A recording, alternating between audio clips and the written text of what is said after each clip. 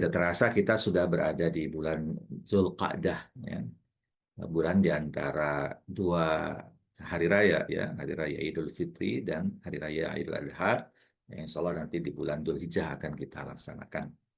Eh, Tentu ini sebuah kenikmatan yang perlu kita syukuri, dan dijadikan sebagai kesempatan bagi kita semuanya untuk mempersiapkan bekal yang sebanyak-banyaknya dan sebaik-baiknya, bekal yang Allah ridhoi, yang mudah-mudahan bekal tersebut bisa menjadi wasilah kita mendapatkan keridhaan dari Allah Subhanahu wa taala kelak di akhirat nanti. Amin.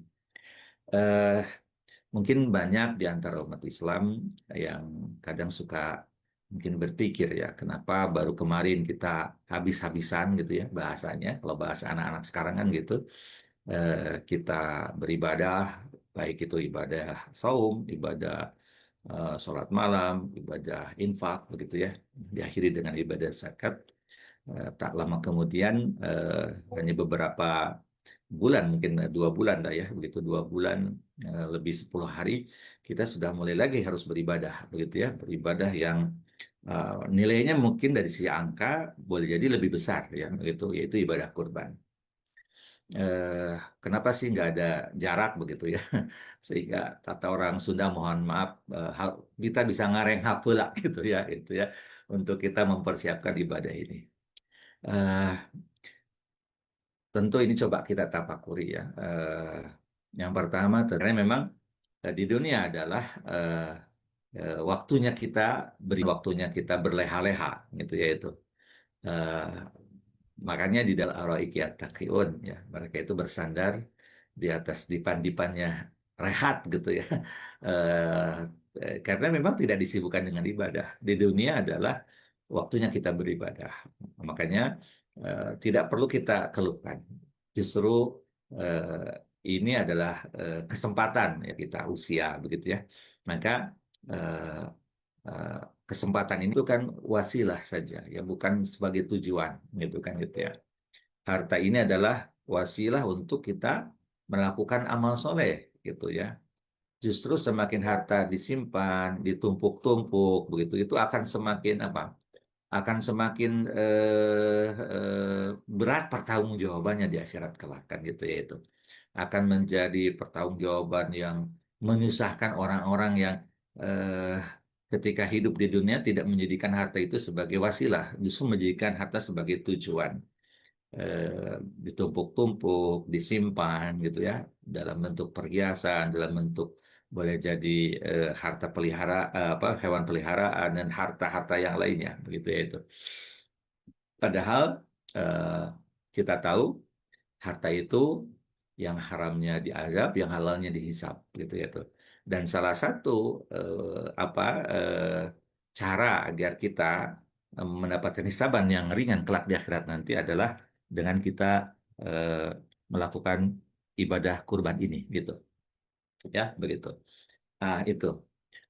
Makanya eh, bagi seorang Muslim, eh, ketika diperintahkan untuk melakukan satu ibadah, ibadah apapun, gitu ya, dia akan apa, menjawabnya dengan sami'na wa ata'na ghufranaka rabbana wa ilaikal masir, kan, itu ya. Sami'na, kami dengar ya Allah, wa ata'na, kami taat ya Allah, ghufranaka, ampuni kami ya Allah kalau kami belum maksimal, Rabbana, ya Tuhan kami, baikal masir, karena kami sadar kami akan kembali kepadamu ya Allah, kan, gitu ya, gitu. Jadi harta itu adalah wasilah, bukan tujuan, gitu ya itu. Makanya eh, perintah-perintah Allah yang disampaikan lewat lisan Rasulullah SAW kepada kita agar kita berbagi, ya, berbagi, ya.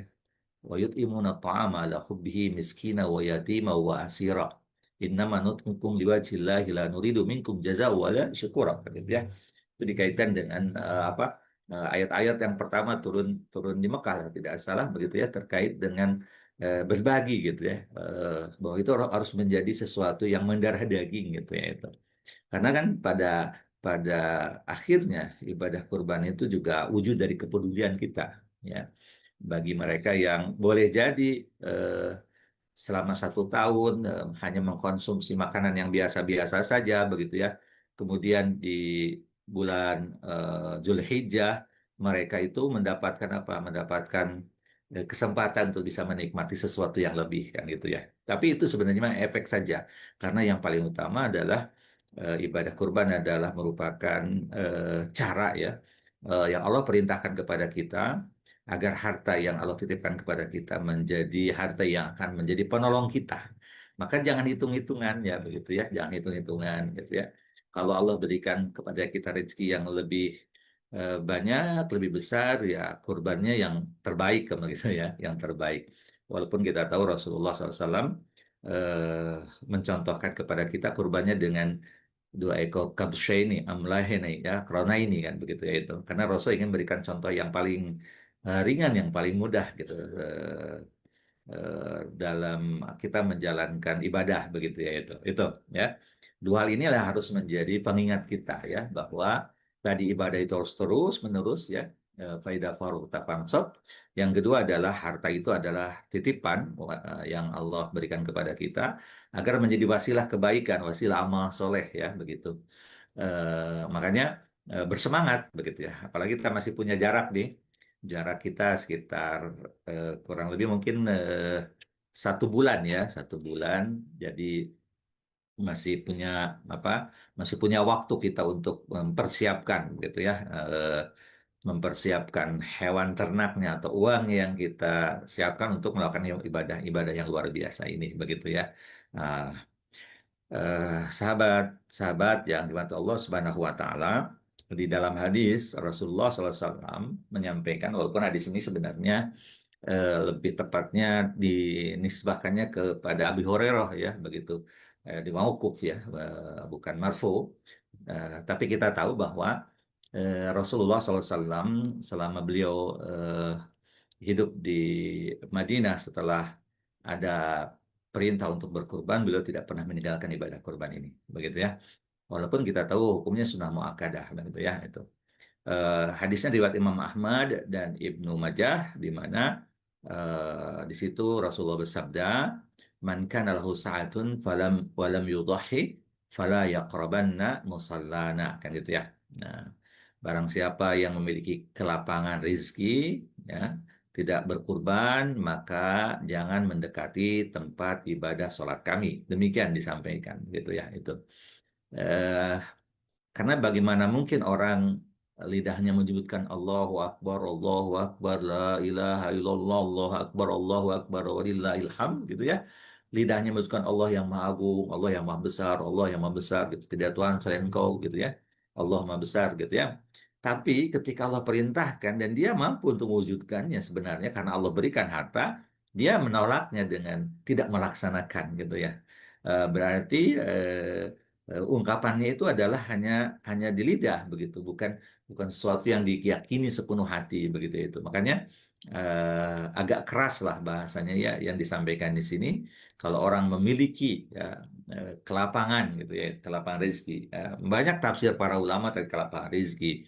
Ada yang mengatakan lapangan rezeki itu adalah jika pada hari hari kurban ya 10, 11, 12, 13 itu memiliki harta senilai hewan kurban ya begitu, lebih kelebihannya begitu ya, maka dia dianjurkan dengan sangat gitu untuk berkurban begitu itu. Makanya kita tahu di zaman dulu para sahabat itu setiap rumah hampir semuanya berkurban begitu ya, dan mereka merasa bangga dengan itu tanda kutip karena merasa berbahagia diberikan kesempatan oleh Allah untuk berkurban gitu ya itu. Kalau di masyarakat kita mohon maaf begitu ya, bukan berarti itu salah gitu ya, tapi perlu dikoreksi gitu ya. Jadi kalau mau kurban itu yang disiapkan bukan tabungannya, tapi yang disiapkannya buat nyate, buat masaknya gitu ya gitu. Padahal sebenarnya kalau orang punya niat untuk melakukan kebaikan, melakukan amal soleh, saya kira Allah pun akan memberikan rizkinya, memudahkan ya begitu ya itu. Apalagi tadi gitu ya. Nah, ini adalah ibadah yang sangat luar biasa di mana Rasulullah tidak pernah meninggalkannya setelah diperintahkan, walaupun secara hukum adalah sunnah muakkadah, begitu ya. Eh, karena kita tahu bahwa ibadah kurban ini adalah ibadah yang melambangkan ketauhidan, ya, begitu ya. Wujud dari tauhid. Fasholli li rabbika wanhar. Ya. Berdoalah hanya kepada Allah, meminta hanya kepada Allah dan sembelihlah hewan itu juga karena Allah gitu ya itu. Karena ketika orang menyembelih hewan kurban, dia yakin ini adalah perintah Allah gitu ya, dalam wujudkan ketaatan kepada Allah Subhanahu wa taala, dan juga melatih keikhlasan bagaimana dia diminta untuk berkorban dengan sesuatu yang manusia sekarang ya, umat Nabi itu kan ujian terberatnya itu ada di harta gitu kan itu ya. Eh, eh, Pimalihi salah satunya begitu itu. Dan wujud ujian harta itu adalah boleh jadi harta itu diberikan oleh Allah kepada kita dengan mudah dan banyak begitu ya. Eh, tapi ketika diajak untuk melakukan kebaikan, melakukan amal soleh, salah satunya adalah kurban, masih masih mikir-mikir gitu ya, masih hitung-hitungan kan gitu. Padahal kita harus tadi sami'na wa ata'na. Kami dengar ya Allah, kami taati, ghufranaka, ampuni kami ya Allah kalau kami tidak maksimal. Karena seharusnya mungkin boleh jadi beribadahnya bukan satu ekor kambing, tapi juga bisa satu ekor sapi, satu keluarga mungkin begitu ya. Tapi karena boleh jadi kita merasa udah satu ekor kambing aja begitu ya itu.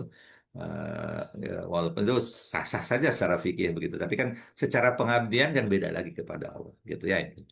Dan terlebih lagi ibadah kurban ini bisa kita bagi ya, zaman sekarang itu tidak hanya dibatasi di lingkungan kita, tapi juga kita bisa share dengan saudara-saudara kita di seluruh Indonesia dengan Kurban Peduli Negeri. Bahkan Darut Tauhid juga DT Peduli ini berbagi sampai ke wilayah-wilayah konflik, wilayah-wilayah yang memang di luar negeri sana yang masih membutuhkan kan gitu ya itu.